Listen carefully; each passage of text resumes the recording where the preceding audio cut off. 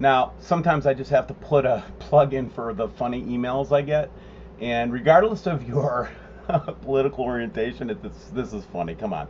This is the last message I'll ever send out about my dog. In response to all the recent emails of those knocking my door about our dog, please be advised I am sick and tired of answering questions about him. He bit 6 people wearing Obama shirts, 4 people wearing Hillary shirts, 2 cab drivers, 9 teenagers with pants with butt cracks, 3 flag burners, and a foul-mouthed taxi driver. But for the last time, the dog is not for sale. No, I do not approve of his smoking, but says it helps get the bad taste out of his mouth. Yeah, I have a weird sense of humor, whatever.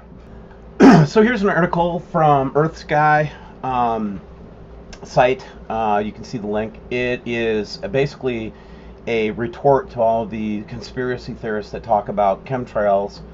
And what's really insulting about this is I've been looking at chemtrails personally, professionally, and on a worldwide basis now for 6 months. And to come out and insult my intelligence and tell me there are no chemtrails, a blatant lie, is just beyond me, guys. It does get to me, just constant lies everywhere. Lies. And then basically, we did find in 2011 that nearly 17% of people surveyed thought that chemtrails were true. I'm sure that number is much higher now. And just tell me, these they're calling them contrails here.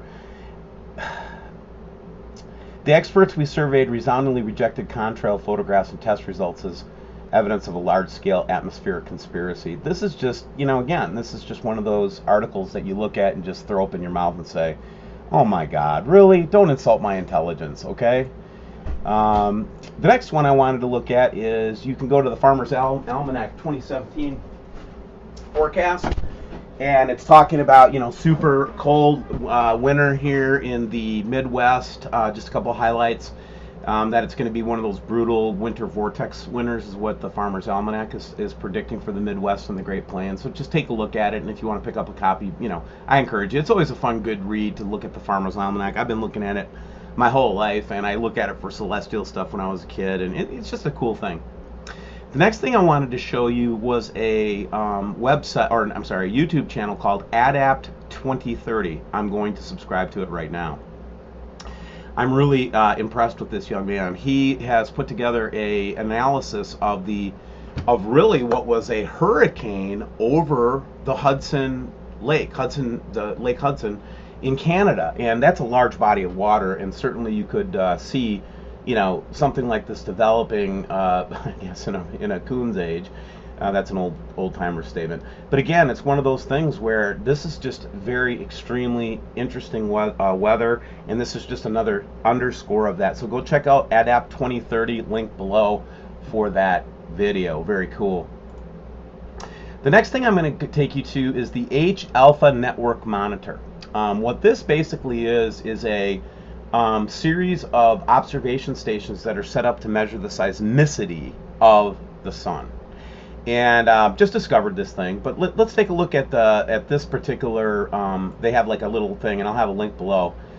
But check out at the end of this. Okay, so this is looking at seismic activity, and this is kind of a normal set of images that you see, and then all of a sudden it goes. Brr. That is an unusual thing to see. I think it indicates that there is some seismicity on the sun. But watch as I continue this just a little bit. Oh gosh, I missed it. It goes really fast. Okay, so here now I'm showing what I wanted to show before.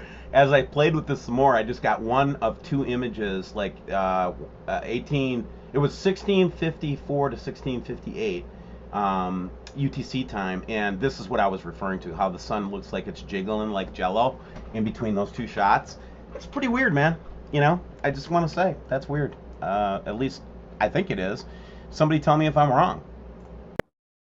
So while I was sitting here doing research for the video today, Wayne and I, as we often do, we're talking about different stuff, and Wayne came across. Now, Wayne, you've been working all day on a project. You want to tell us what it is, what you found, or what's going on? Yeah, what I've been doing is actually just going back in the old archives I have of the ISS, particularly the sunrises and sunsets that we were getting last year that I began documenting, that there was obviously what was speculated to be a shield, and what we also thought was to be a plasma reaction.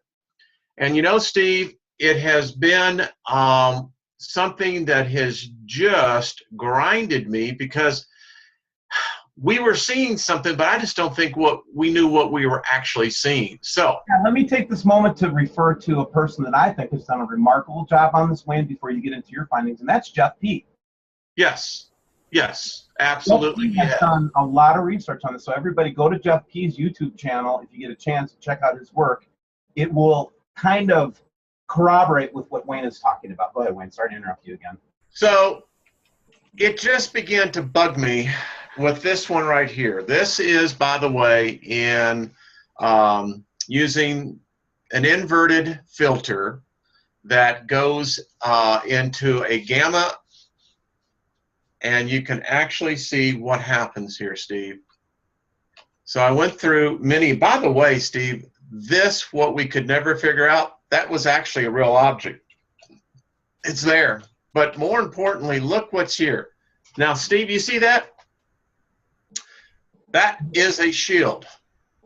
I don't care what anyone says. As you can see, they have clearly got some sort of technology. And listen, we may be hashing it, but now that we know that they're either going to keep the cameras up or not, what I do know is that we're no longer seeing this.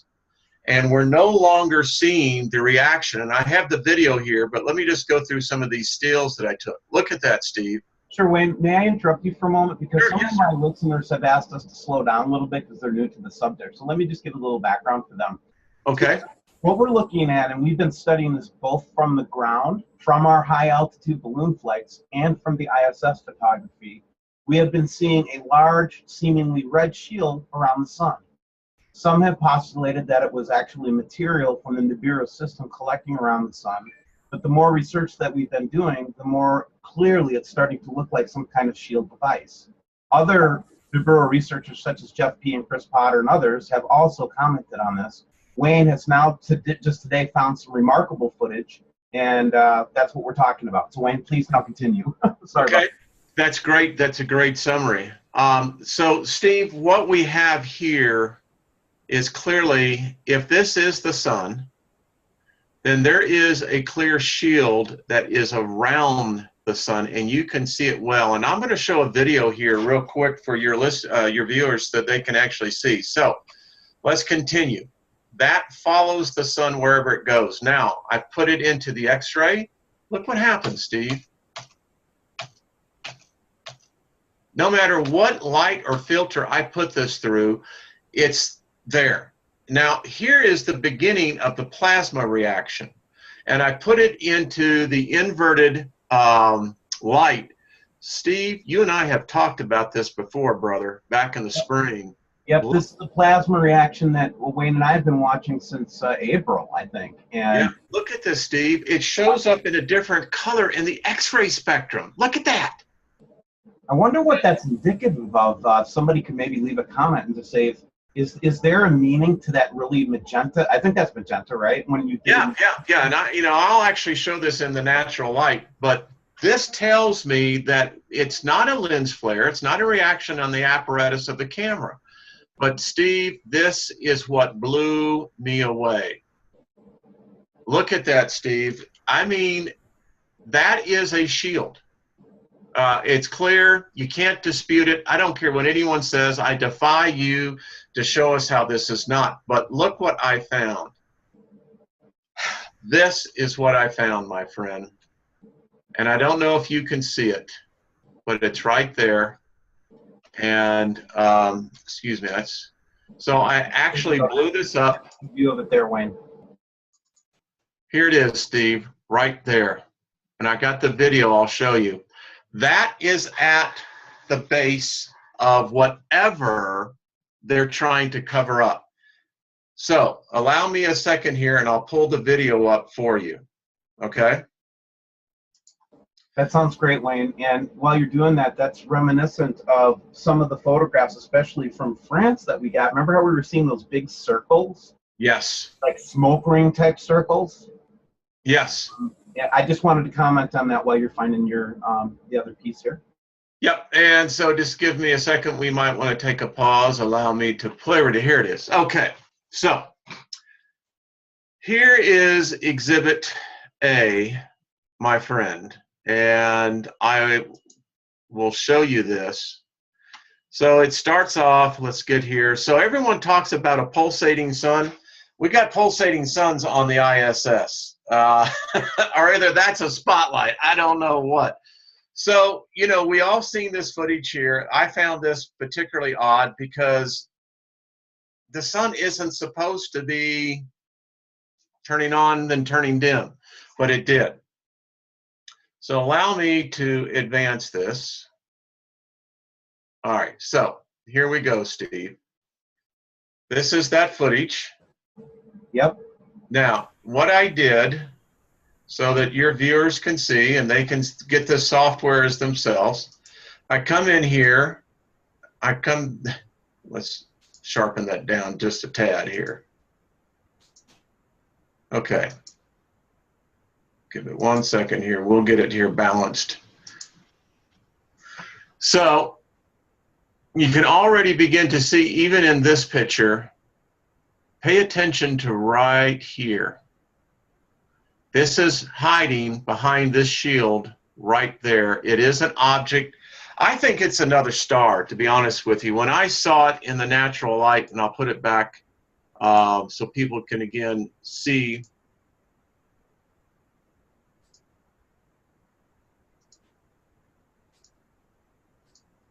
This is the natural footage, Steve. And so while you can't see it, it's too bright, even with this camera here. I mean, the hexagon, I think this is a filter. So, you know, maybe, again, there's some photos that I've seen today that would indicate that maybe they actually do this, this shield in layers. And just like on a telescope, there's two things they could be trying to do here. They could be trying to change the perceptual size and or the perceptual brightness of it, or the actual heat energy. Yes. That would have to be a massive, and this, you know, when we talked about here we're having the plasma reaction. Oh my.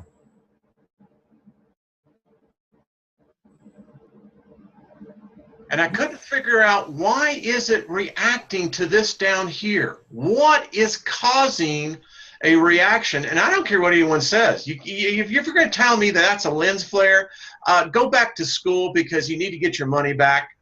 You failed that course. Now, Steve, watch. Here it is. It's right here. That object, and it's only when they don't show this picture, by the way, anymore. Just watch. I'm watching. And you know, until you slow this down, you'll miss it every time. Okay, here we go. And watch this thing. What I saw in the photos, this thing is actually still reacting, and there it is, right there. Yeah, Tesla would tell us that would be energy exchanging between two very highly charged bodies. Yes, and there it is, Steve. There it is. That's right. I name dropped Tesla. Yeah. But there it is. It is clearly an object, and there she is, right there. So, okay, if that's a star, did you want to show us something else? Well, I wanted to show you that the fact that we have this in the stills that I pulled up, that you could actually see this now. That's what this object is. And I went through, I have about 30 hours. Wayne, I'm sorry to interrupt you, but look at that, the red D there. Yeah, I know. Doesn't that look like the logo of like every single space agency on the Earth? Yeah, why is that? Yes. What are those big portals on a spaceship? It looks like a I mean, it's just almost comical, and I don't mean to laugh, but it's just, is that a large object underneath the blue object? You know, I think the deception has been so great on this that you could answer either way and possibly be right. I know, man. You know, that's the problem with this ministry is that it's like you're trying to find the truth, and it's just, you know, we're getting deceived like every day on stuff, you Oh, know. And Steve, if it my wasn't for allegory to that you is, bounce stuff off of you, I think I'd be probably in the Cracker Barrel right now. yeah, well, you know what, my friend? You and I and the others remember back in the days of the carnivals that used to come through, and they had the House of Mirrors. Yeah, This is what we're going through. You know, we're looking at this and we're saying, well, my eyes is seeing it, but when we go towards it, it ain't leading nowhere. right. It's like the faint shadows. It's like, you know, like Sam was talking about. They're always trying to get us to look at the wrong thing, you know. Yes, they are. And, you know, it's just one of those things that I could never fully understand, you know, because we're not orientated to look at space. We're just not. I know, you know, I've gone through a really steep learning curve as you. I mean, I always fancied myself to know a lot about space, but woe is me, right? I did Uh, not know as much as I thought I did as I delved into this, because learning about astronomy again, having to just jam on, you know, technology of the satellites, the ISS, Earth size, distances of the planets, all these different things that I've learned that just simply are not taught in primary education anymore, you know? no, it's not. It was like And a dumbing down so people couldn't look at things like this and know what it was. precisely. And when I see stuff like this, Steve, are we seeing something? Is that real? Is this a real object? It's hard. Again, hexagon lens flares, you know, that seem to go to infinity. We have exceptionally, and here we go again. The same, and like I said, I have hours and hours of this footage, but that's what they're covering up. There it is, right there. You see it? I do. So that, and I'm sorry for this being up and down, but there it is, Steve, right there. It's been there. It's been there for a while. I think it's moved. I think it's gotten closer, to be honest with you. I think you've done an outstanding job, and you've done a great service to everyone who watches this channel to show us this, and just share your material. And by the way, guys, everybody, Wayne has his own YouTube channel, link below. And if I miss it, just email me or whatever. I tend to forget things every so often. But at the end of the day, Wayne has his own channel. He does typically a daily report on the jet stream. And if he finds something really interesting, he'll show something like this. So please go to his channel. I mean, you're a hard worker on this stuff, Wayne. Oh, well, Steve, listen, you know, when I compare to myself to you, I'm this thing, a hamster in the cage. You know, I'm running, trying to catch up, buddy. Well, yeah. Well, it's definitely a harder thing to be doing than I thought it was going to. One thing also before you go, Steve, our magnetosphere for the last 48 hours has been virtually the most calmest I've seen. And now you can see that it is now, I've been watching this in the last hour or so. It's been having some serious perturbations there. So just a little FYI, bud. Okay. Hey, what's that? All right. So just a second. Just a second.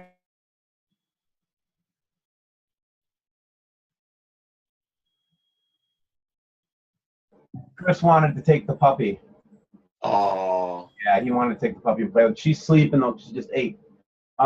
So anyway, this is another blood moon I got from New Mexico, and the fires have subsided. So this subscriber keeps sending me pictures of this. Thought it was something interesting to look at. You know, I mean, you know how we are. Now, Yeah. that's what I wanted to show you though, and before you go, and that is that these are my images from Alaska today. And what I want you to notice is we've got this like huge, I want to say semicircle orb, huge on the background. That's what I wanted to point out as I go through these. It doesn't move, Wayne.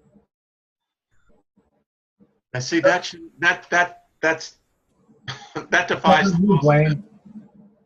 Now that it's okay, now I've got it up to 1080 here. Now watch. It doesn't move.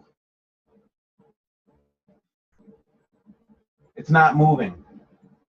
It's not a cloud moving across the sky. It's not a light trailing the sun. It's looking west at, 0812 Alaska time. So that would be looking the opposite of the sun. Sun would be at your back. As you can see by the shadows of the trees, it doesn't move.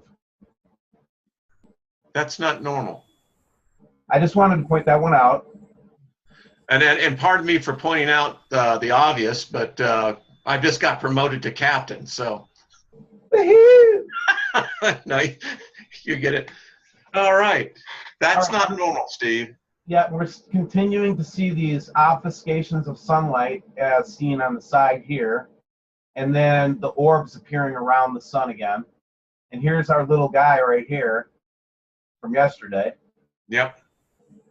And then here's that orb starts to appear. Here's a couple of really clear shots of that one orb that we keep seeing in Alaska. Okay, so I'm glad you brought this one up, and this is perfect.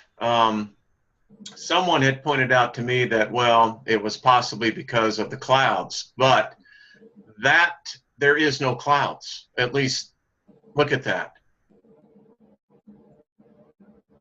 And by the way, wow. Look at that. Well, explain that one. I don't know. Anyway, this one that I was showing to you, and a lot of times, yes, this is lens flares going on around the sun, and Wayne and I are very familiar with lens flares, trust me. But the reason that this one is unusual, because look at how the yellow dot on the left there, Wayne. Yeah. How it's occluding part of the sunlight. Yeah. Yeah. Lens flares don't occlude sunlight. And by the way, Steve, I'm working on a program right now dealing on the physics of light and beginning to explain how the laws of physics work with light photons when they hit a vacuum, travel at a certain speed at a constant c, When they hit our atmosphere, it's a different story, Steve. Now look at that.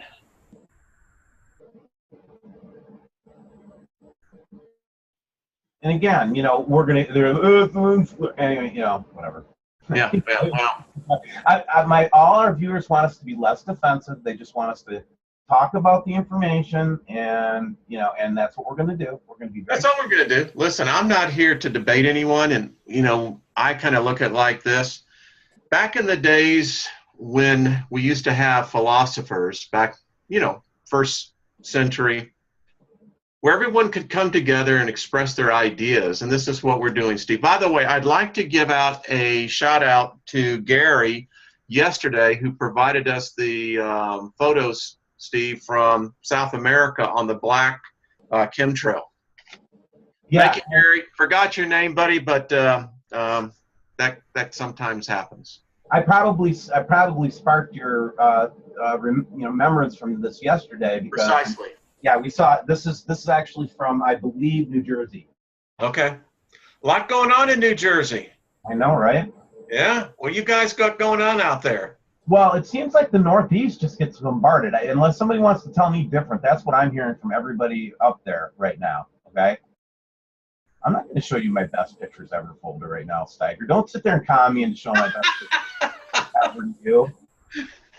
We have friendly competition, Hey, listen, I think that's outstanding. I just that sun though, where we documented, so either the time code of the camera of the software was wrong, or the Earth is slowing down. Which, by the way, Steve, I think that there's good evidence why we're seeing the disruptions in our jet stream is because I believe our Earth is slowing down. Well, maybe it's because there's a humongous body right behind the Earth. I don't know. It could have something to do with that. I don't know. Well, mainstream science would tell you that there's no other foreign object in our solar system. How could you be so stupid, Wayne, to say no? Oh, wait, we're not supposed to do that. Excuse me, I'm drinking the Kool-Aid. Discipline. No, I'm drinking the Kool-Aid, and it's cherry. This one is remarkable because check out how much this object has gotten larger from Bethel. Wow, it This has. is much smaller. Again, you can't tell how close or far away it is for the very reason that Wayne was talking about. It's a very, when you're looking through our atmosphere, especially when it's near the horizon, there's, light is going to be very much bounced around and things like that. So from that standpoint, judging the size of an object is pretty hard. But the property that I'm looking for more, and what makes this interesting to me, is one, you can see actual detail on the surface of something. I mean, Yes. it's not a water droplet or anything like that. I have a series of these. Number two, it actually blocks the sunlight in the frame, and it's blocking the sunlight, as you can see from the shadow on the camera itself. So this object is actually blocking the light. When I looked at this closely, it's blocking the light from the actual lens. So this is an object. You know, Steve, I have half a notion maybe take a trip up to Bethel. Where is Bethel, by the way? Oh gosh, don't make me go find it right now. I'll show you. It's very, I could do it pretty quick, but I'm. Well, no, I was just thinking I could see you and I out there with a tent and the telescopes and the cameras set up. I mean, I actually see this picture being painted. Don't you? Doesn't everyone else? Oh yeah, let's do it. Let's do it. No, we've got. You know how hard it would be to do videos every day. Well, I'm sure they don't have internet there. I'm just taking the contrast way down. Well, by the way, look at the center of your picture. Go at the top and go down about 25 degrees. Here? Now go up some more. Center of the frame of your picture. Go straight and keep going up right there. What is that? Is that just a cloud obfuscate? What? I don't know. It pixelates too soon. And yeah, it does pixelate out. So, well, hey, yeah. Little sucker, isn't he?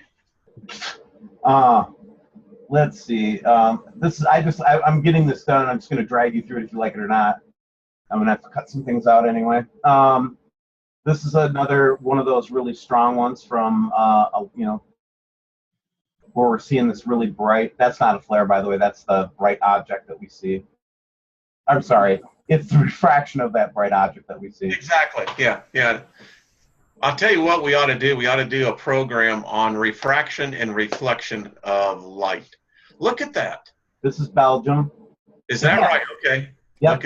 Again and again and again and again and again, we see this phenomenon around the world, which used to be rare. I never remember any red rainbows or anything like that, over my 52 years, I can assure you, growing up, when I did in the 60s, we didn't have rainbows were colored. What occurs to me, though, just as a theory, because this happened to me. Remember when I did that one? I was talking to you when I was doing field work, and I had the rainbow right behind me. Yeah, the right one, like this one. Yeah.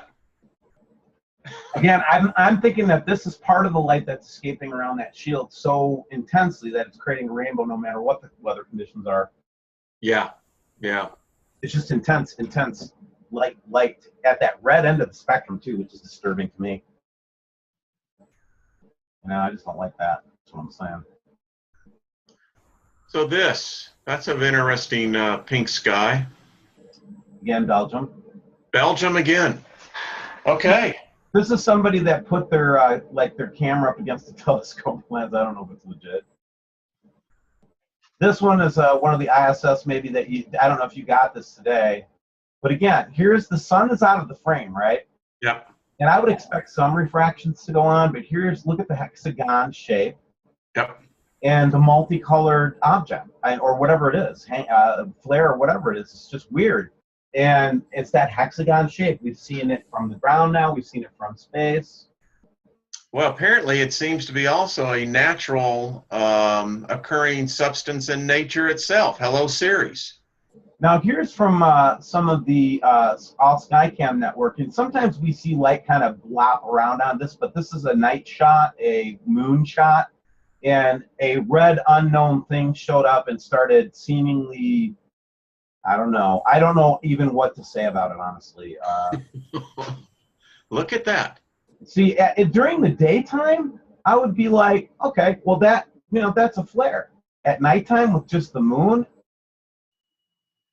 and then it turns into this, and this is the funny thing because you'll say, oh, it's a B or not. No, this is like not a B. No. And this is starting to make me think, the stories of the Anunnaki and the stories of the Nephilim and the stories of ancient and old, that, look at this, Wayne. And what do we have on these time frames? Are we looking at? Yeah, this is East Coast, one of the East Coast cameras, and I'll go up on the time. All right, 22:48. So that's what about 10:48 p.m. 11? Yeah, almost 11 o'clock. So that's what you'd expect to see the moon, right? But I don't think I'd expect to see that. No. I mean, just stuff that I cannot explain, but I want to put out there for people to comment on and just talk about. And I think we can wrap it up. I really do appreciate you sharing your research. Oh, Steve, man, I appreciate you. And listen, that when I come across that, you and I are like definitely Sherlock Holmes. We pick up the crumbs, and I know we get a lot of criticism, That but means you're going to call me Watson, though. I knew you were going to be Sherlock. I was going to be Watson, but it's Wayne. Hey, but the hat fits, brother. I'm just telling you, the hat fits. That's all I got to say. Here's that. So in the beginning of the video that we're going to put up with this little time that we've had together, in the beginning I actually showed the video of this from British Columbia in the northern part of Canada, and you can see this almost again. Sam would tell us that's a planet. Sam would tell us that rainbow that you're seeing is the light of the sun actually reflecting off the atmosphere. Well, but that actually goes with the laws of physics. If you look at light that hits a prism, when it comes out of the prism, it's going to actually break down into its individual components, spectrums. Right, but we've been seeing these reverse rainbows, and I've seen these myself now since May. Well, wouldn't that be possibly because of two objects that are basically bending the same light source? I'm just saying, we're learning about light, we're learning about refractions. Oh, by the way, call out to Chris Potter. Everybody go watch Chris Potter's video from August 17th today. He does a breakdown on lens flares that will blow the trolls away. It's indisputable scientific discussion of legitimacy of seeing images in lens flares. Well, we're starting to get some really smart people. They actually got those parchment degrees. They're called astrophysicists. They're called astronomers. And Steve, they may have laughed at us before, but we're getting ourselves some nice, well, I always like to call it intellectual power behind us. And I think that people need to be careful when they start criticizing, because guess what? We'll start giving you the hard math and then let the trolls come out and do the math. Then we know if they're real. Well, yeah, really. But the other thing, though, that I want to share with you, too, and it just occurred to me, this is kind of more of a spiritual thought, and I always like to have a spiritual message every time we talk. The thing that occurred to me is that if you don't have resistance, like these trolls are really making us better. And I want to thank you all, because every time that you challenge me or make me feel, insecure or anything like that I've been displaying lately, but now I'm getting over big time, is that it makes me stronger and it makes me want to seek out more. What you guys don't understand about me and Wayne both, I'm just telling you, I know this about you, Steiger, is like, we might fall down and fail, but we will never stop going until we either reach our goal or we die. Called tenacity. When I got onto this thing, I wasn't going to let it go. I'm like a pit bull on a squeaky toy. I'm not letting it go. Listen, we're the observers of our ancestors. And what I like about you, Steve, as well, is that we don't let technology rule everything. We still are spiritual beings. We have a mind that's connected to the consciousness of the Creator. Right, of the very Creator himself. We're made in His image, And when I look at this, Yeah, go ahead. I'm sorry, Wayne. I'm in awe. I feel as a child at times looking into a kaleidoscope and being mesmerized by what I'm witnessing. And as an adult, I have to begin to rationalize and begin to put it into its compartments. And the problem, Steve, that you and I have been finding out, it's not fitting in the compartmental box. Correct. And here's the thing that we talked about, when I've talked about with other people too, is that when Jesus was sitting there and the children, and he had the little children were coming to him, and of course, the busybody apostles were around him going, trying to shoo the children away. And then he rebuked them and said, "Let the children come to me."